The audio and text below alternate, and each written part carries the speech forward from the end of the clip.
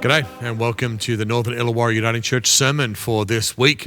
We're in the third week of Advent, and you can probably see around us in the chapel we're starting to put up some decorations for our Need to Feed Christmas shop, and it's really just a wonderful time of year.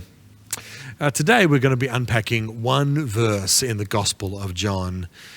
And I want you to go easy on me as we unpack this verse today, because I'm going to be talking a little bit about mathematics and a little bit about sports, and I am no good at either of them. But I have a few friends who are mathematicians. They do maths for a living. They carry around a little notebook and write down equations. And if you ever speak to a mathematician, one of the things that they will tell you is that in a deep, complex equation, there is a sense of beauty. If you can unpack an equation and see the depth of its meaning, it lends a sense of beauty to the universe. I mention equations because in the verse we're about to read in John chapter 1, it feels a little bit like an equation.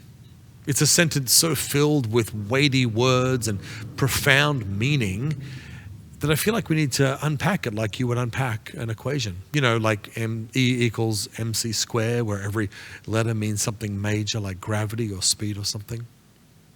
And like an equation, if you don't know what each word means, if you don't speak the lingo, it can be hard to understand. But like my mathematician friends say, if you can grasp it, if you can get your head around the full weight of this meaning, it won't just be letters on a page. It can change the way that you think, the way that you live in the universe. This is the verse we're going to be looking at today, and perhaps you've heard it before. John chapter 1, verse 14. And the Word became flesh and lived among us, and we have seen his glory, the glory as of a Father's only Son, full of grace and truth.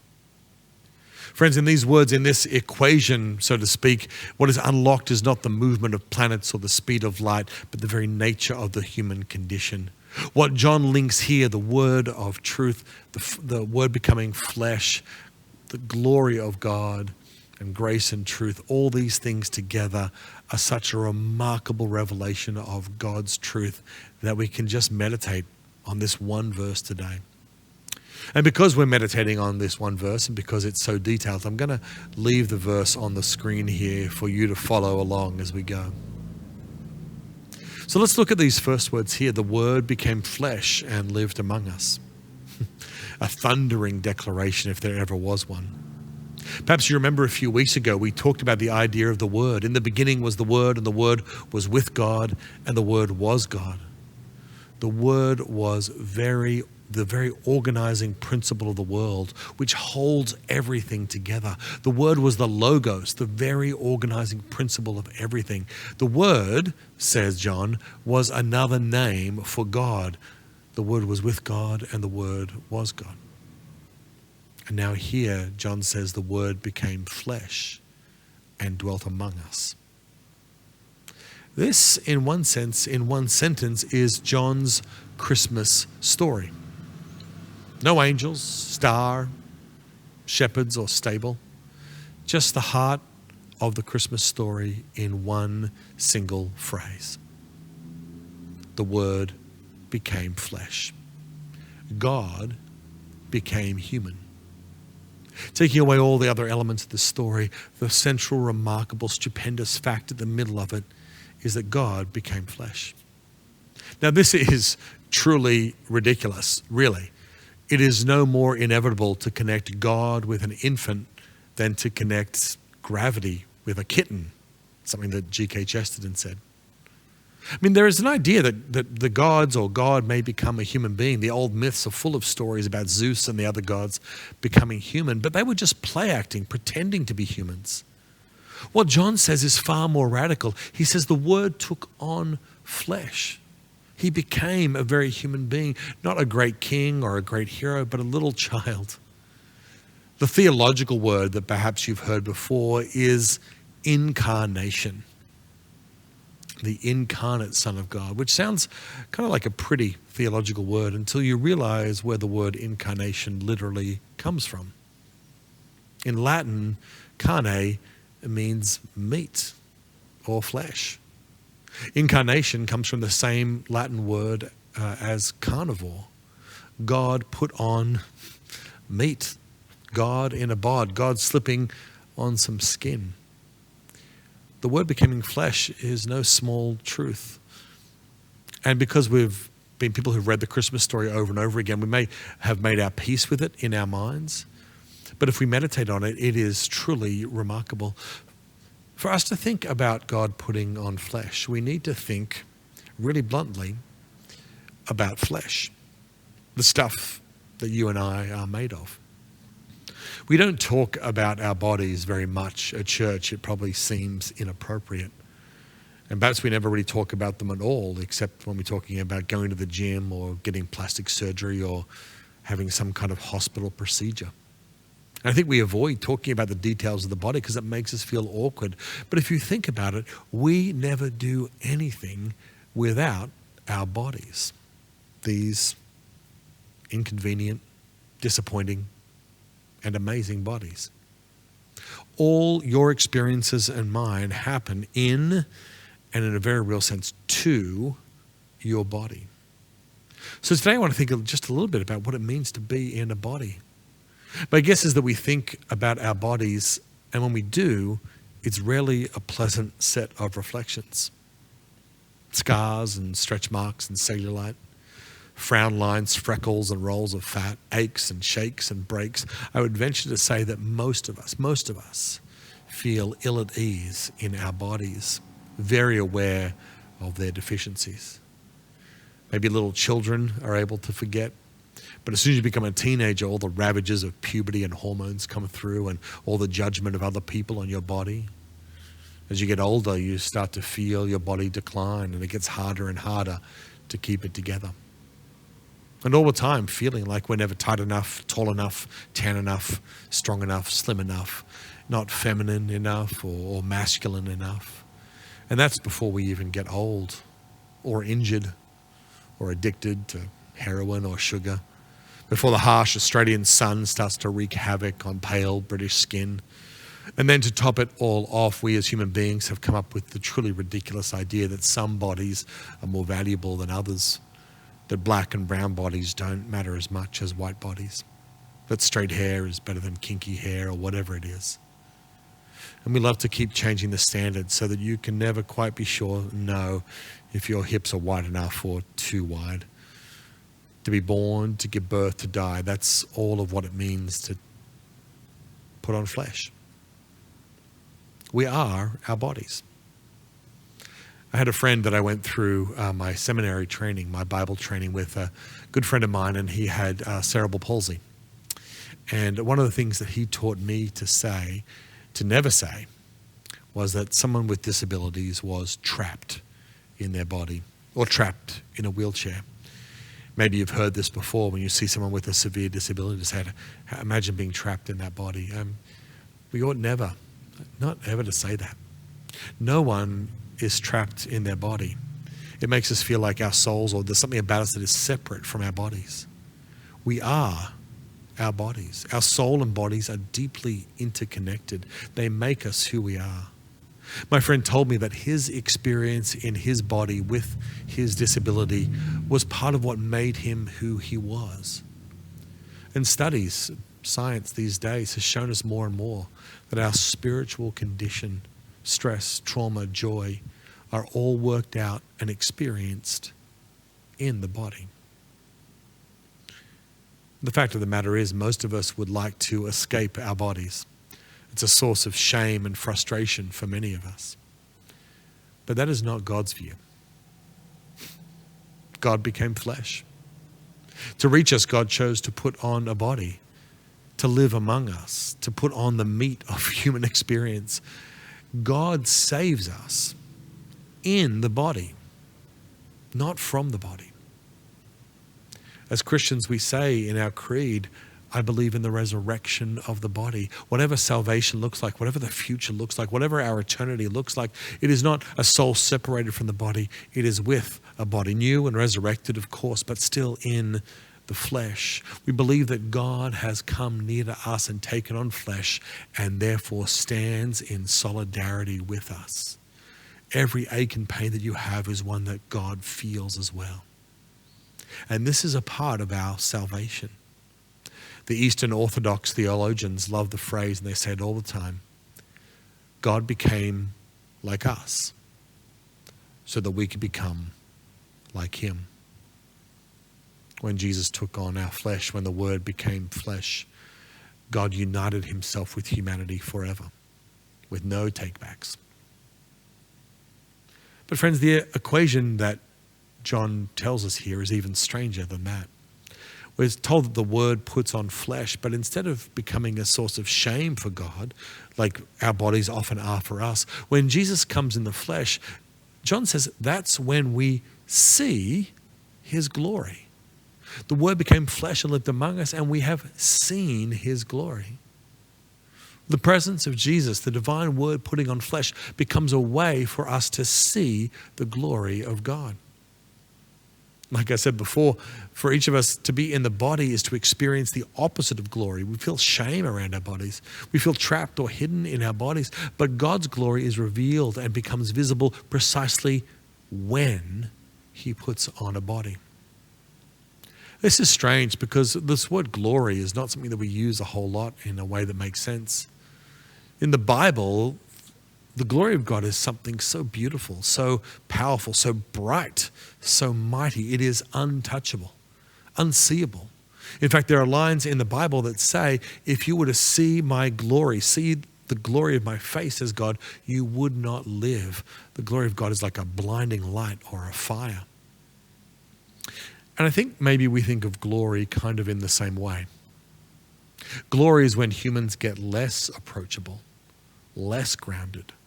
Sometimes we say they're larger than life, above it all. Glory means getting away from the messiness of humanity. I think of a celebrity walking past the security line at the airport to get on their private plane, not having to get their hands dirty and rub shoulders with the rest of us. That's what we think of when we think of glory. Glory for us feels like getting away from everything.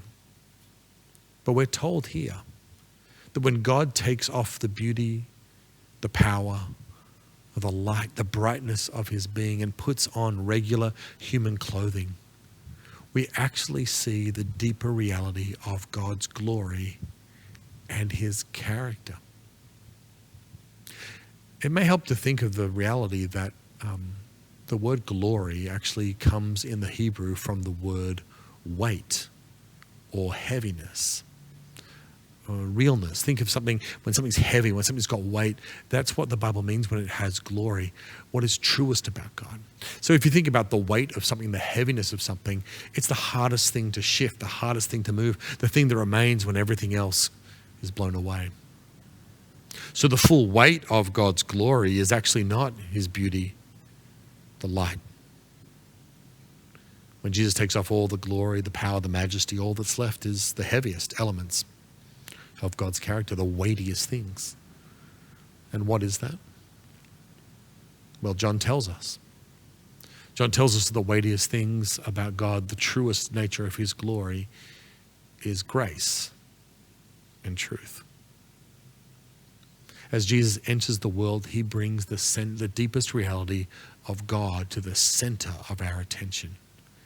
Jesus' grace and truth are the things we most need to know if we are to understand God the best. I was thinking about this the other day and thinking about how glory shows up in our world and how it's connected to our bodies. During the World Cup, the Soccer World Cup, we saw a good example of this. Now, here we watched Australia get through the first round with a great goal by Matthew Leckie. But you maybe didn't see this if you weren't following the USA team, but they also did the same thing when they played Iran. They won by a goal when one of their strikers, a man named Christian Pulisic, when he scored. It was a great goal. You can go online and watch it. But as he scored, there's this moment where everyone's celebrating, but you see him slam into the goalkeeper and experience what was later described in the newspapers as a pelvic contusion. Now, everybody in that moment was standing up, shouting about his glory. But as people saw him rolling and writhing on the ground in pain, people started to wonder what's gone on. And he'd suffered this pelvic contusion. Now, that's medical language. In this case, a pelvic contusion is just a really nice newspaper way of talking about the area of soft tissue in your groin area being bruised, being punched, being hurt. He got kicked in the nuts, and it really, really hurt. It's embarrassing to say that, and none of the newspapers wanted to say that. But what was amazing about the story was that the glory of his goal, the glory of his victory for the USA soccer team was amazing. But when people realized what he had experienced, the pelvic contusion, the pain that he had gone through to get this goal, in some ways the glory became even greater. His athletic glory was great, but in some ways his pain, his suffering, his bodiness made the glory greater because people saw how much he cared. His body became a tool for serving and winning. He put his body on the line. His strength was glorious, but his weakness actually kind of made it more glorious. Embarrassing, to be sure, but more glorious. Friends, this is what we're learning about God at Christmas. That he comes near enough to us, so much a part of us, that he puts on the very flesh in which you and I struggle and live every day. So at Christmas we learn two things, at least. One about us and one about God. The first thing is that your body and mine is honored by God. No matter who you are, what you look like, what the world says about you, what the world sees, your body is honored by God. And more than that, it's not a curse, it's a chariot of glory. Sure, it's lumpy in all the wrong places, and sure, you don't compare favorably with the celebrities and the supermodels. But however tall or short, weak or strong, able-bodied or disabled, your body is the only way in which you can move through the world and show grace and truth, to show love. Your hands to write with, mouths to speak with and smile, arms to carry, feet to travel and visit, backs to lift and shoulders to hug and be hugged. Your body is not something to be ashamed of. It's the one tool you have to show grace and love, to be like God in the world. And it doesn't matter that we do it through our strength or if we do it through our weakness. Sure, if someone invites you to come and help them move and you're strong enough to pick up a fridge or pick up a couch, that's wonderful. That's a wonderful way of showing love. But our bodies are able to show love, grace, and truth in our weakness as well. Have you ever been blessed by a baby? Held a baby and just felt better? The smooth skin, the smell. Babies are the weakest of all of us, but they are the visible presence of grace and truth. Have you ever been blessed by a friend who was dying? We have a member of our church right now who is moving very close to the point of death. And he's not able to speak much anymore and not able to lift his arm or even his head. But he's been at home and receiving gifts, guests and visitors, receiving people and blessing them, giving them the privilege of saying goodbye and remembering and just sitting with. The dying can be the visible presence of grace and truth. And so can you be. The real Christmas gift that you can give to the world is by showing up in your body. So be thankful for it. Don't let the world define what makes a body worthwhile. Your body has the power to bring grace and truth. Any way in which your body can be a tool for truth and grace, you are a gift. And like I said, with babies and with those who are dying, some of the weakest bodies can do that better than anyone.